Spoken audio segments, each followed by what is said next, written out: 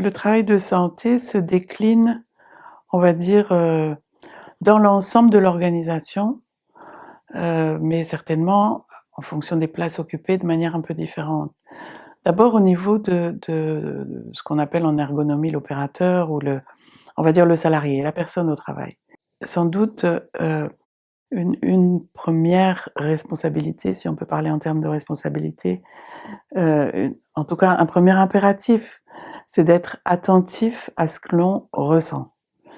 Être attentif aux signaux, qui peuvent être, mal au dos, troubles du sommeil, malaise, irritabilité.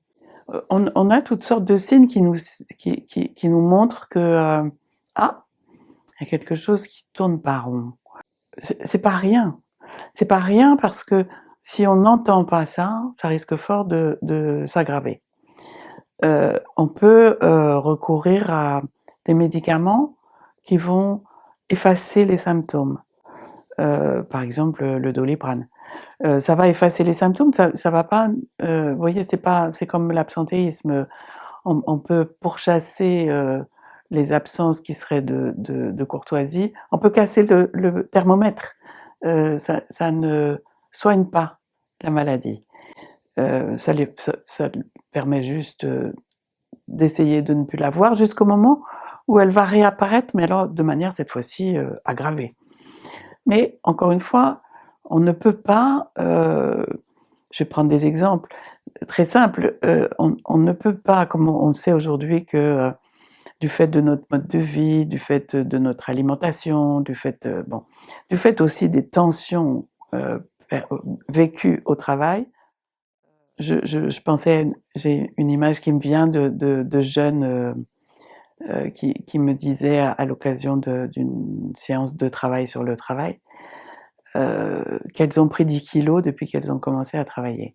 C'est un travail, je vais pas rentrer dans le détail, mais un travail très éprouvant, émotionnellement, psychiquement, affectivement. Elles passent leur temps au téléphone à écouter toute la misère du monde. Elles compensent en mangeant.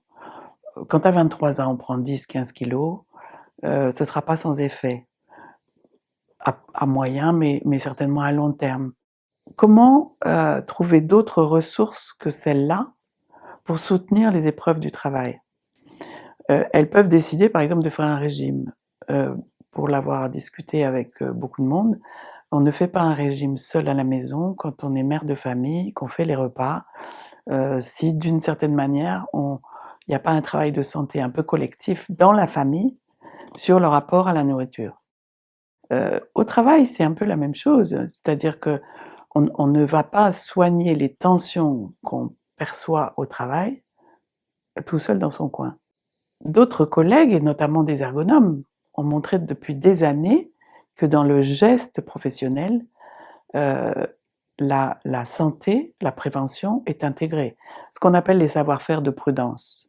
Les savoir-faire de prudence, c'est typiquement ça, c'est-à-dire qu'on pour travailler, les personnes, les salariés finissent par, avec l'expérience, construire des savoir-faire qui leur permettent de prévenir le risque d'accident du travail, de prévenir, le risque d'usure au travail, et cetera.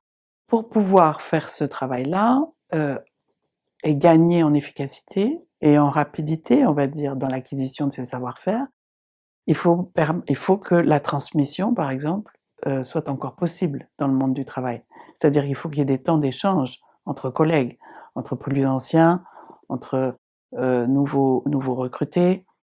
Il faut pouvoir dire aux plus jeunes, «Attention, arrête de courir.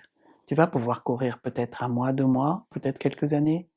Il faut pouvoir se donner des conseils, il faut pouvoir aussi finalement parler du travail, de comment on fait le travail, de telle manière qu'il réponde bien sûr aux attentes du professionnel, mais qu'il réponde aussi aux attendus en termes de santé. Ensuite, on a le manager. Est-ce que le manager crée les conditions d'un dialogue sur le travail et les difficultés du travail?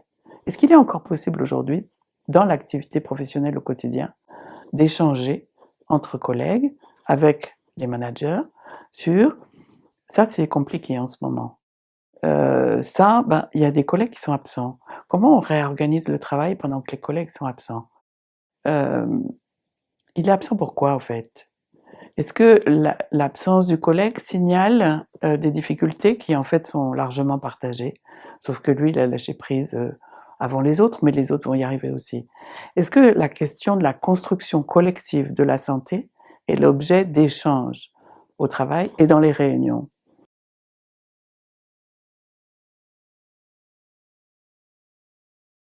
Ensuite, bien sûr, on a et je ne vais pas développer là-dessus parce que là, c'est de l'ordre de l'évidence, les experts, les acteurs dits de la santé au travail que sont les médecins du travail, les ingénieurs de prévention et cetera. Mais on a aussi les ressources humaines. Les ressources humaines ont un rôle à jouer, mais à plein de niveaux. Au niveau dès le recrutement, au niveau, je vais prendre un exemple qui est tout récent pour moi et qui m'a profondément choquée. Ces jeunes-là, dont je parlais tout à l'heure, qui ont pris 10 kilogrammes depuis qu'elles ont commencé à travailler dans cet emploi, particulièrement difficile. Elles venaient de recevoir la veille un courrier, de la direction des ressources humaines en disant qu'à partir de dorénavant, il leur était demandé, de se conformer aux exigences de la laïcité en milieu de travail et donc le voile ne serait plus toléré. Le voile, le foulard, rien. Un certain nombre d'entre elles se sont effondrées, elles sont parties en pleurs, elles se sont mises en arrêt de travail. Tout d'un coup, elles ont eu le sentiment que le regard qui était porté sur elles, y compris par certains collègues, avait brusquement changé et elles ne voyaient pas en quoi est-ce qu'elles avaient démérité dans leur activité professionnelle et quand elles ont été recrutées, on ne leur a jamais parlé de cette exigence. C'est d'une violence incroyable. Gestion des ressources humaines, suivi des absences. Moi, je suis toujours un peu interloquée devant le fait que les ressources humaines qui reçoivent les arrêts maladie n'en font pas grand-chose, à vrai dire. Voire même, bien souvent, n'en informent même pas la médecine du travail. La médecine du travail, qui est quand même une médecine de prévention, qui est quand même censée suivre la santé des salariés, ne sait pas ce qu'il en est des arrêts. Des arrêts courts, des arrêts longs, des arrêts répétés.